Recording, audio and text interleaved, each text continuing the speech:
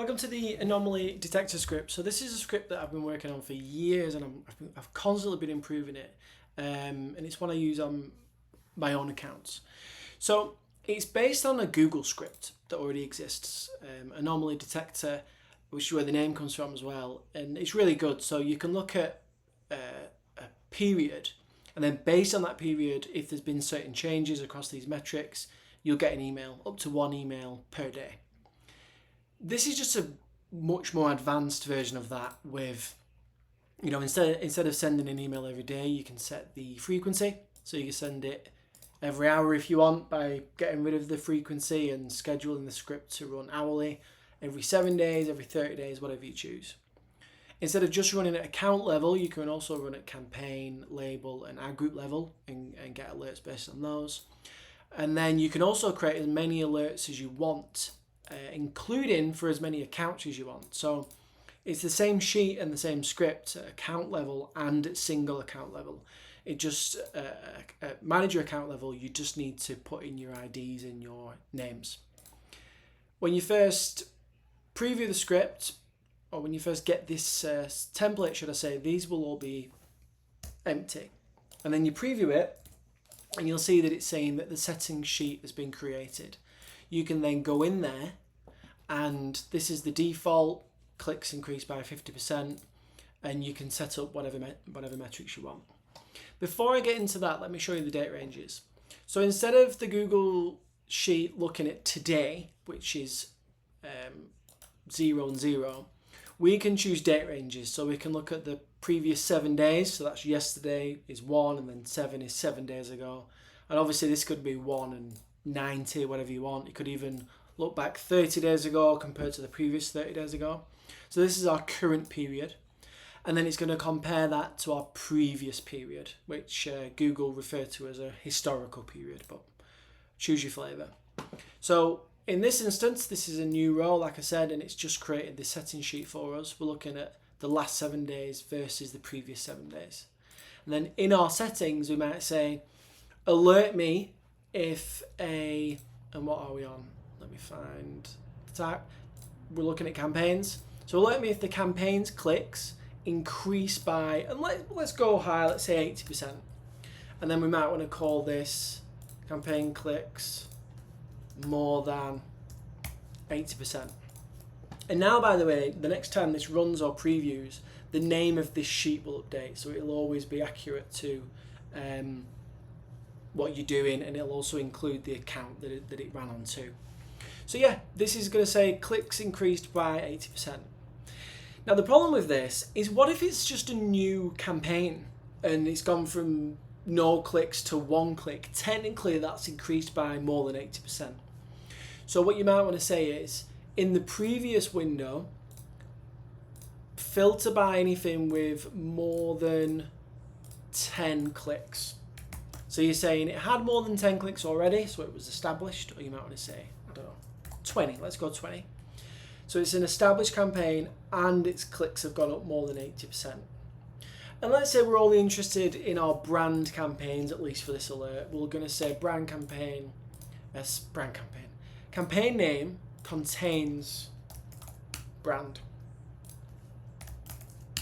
if we can spell. And then obviously you can also include a filter for the current period too. So you might want to say it had more than 20 clicks in the previous period, and now, I don't know, it's still got some impressions, whatever you want it to do.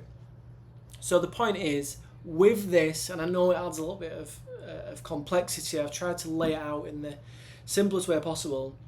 It just means that it's almost infinitely customizable in terms of the alerts that you can send.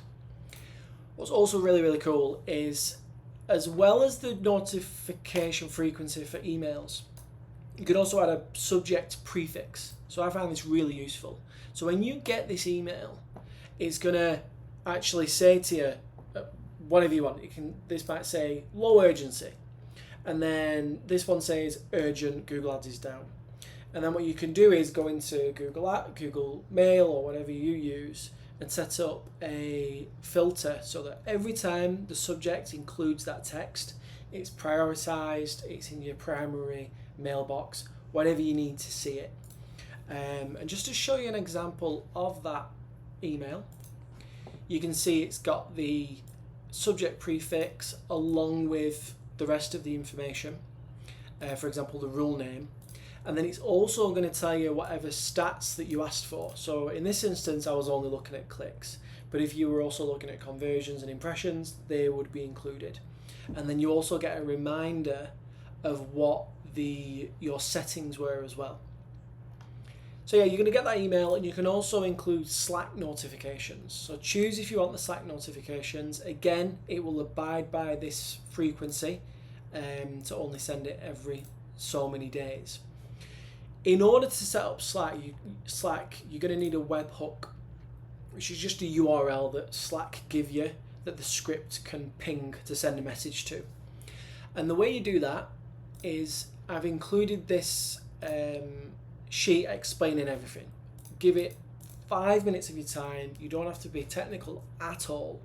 And in the end, it's going to give you a little URL that you can copy. And then this is the script. I'm in VS Code, but it looks similar when you've pasted it into Google Ads. You can copy that webhook or that URL and just paste it in there, in between those quotes. And then you'll also get a Slack notification that might look, that's a test message, but it might look something like that. And that's kind of it. You've also got these output sheets, which just has the really basic stats included. So for example, it might include the number of clicks per campaign, whatever you asked for. And this is, by the way, what's included in that email I showed you. And then you can add as many rules as you want. So if you want to add a new rule, just grab all of this, paste it in, and then when you preview it, per this setting sheet was created, it's going to create that setting sheet. And then whenever the rules fire, whenever they trigger based on your filters and your rule, it will create an output sheet and then send a message. You will also want to, when you first create the rule, delete these last sent times, because that's what it uses to know whether to send the message again. So that's just, you might want to leave a row empty at the top with run row set to no, which you can then just copy in. Then you'll add your name, something unique, and yeah, set up your rules. It's also worth noting that you can use the same setting sheet URL across multiple rules if you like. So obviously, if we're looking at Google Ads is down, you can use the exact same sheet across all of your accounts if you wanted to. Or maybe you'll have the same rule across labels, ad groups, and campaigns. However you want to do it. That's about it. Really quickly on the roadmap, so I've got some ideas and I love it if I could get some feedback. The first thing is I think it could be cool to have multiple tabs which run multiple rules, just as a way of categorizing things and keeping organized. The other thing is it would be nice if there were more levels. So for example, this could be a keyword level, search term level, whatever. So let me know if that interests you and I can add it and it will all work the same way. And then we could also do with some more metrics within here. So obviously we've got 5 in at the moment, but it would be really good if we could also look at calculated metrics like ROAS, click-through rate, average cost per click, things like that. But again, that's my email address. Please email me if you've got any ideas. There's also a form on the page that you can fill in with some information, or equally if you've got any problems, just let me know. But yeah, that's about it for now. Thank you very much.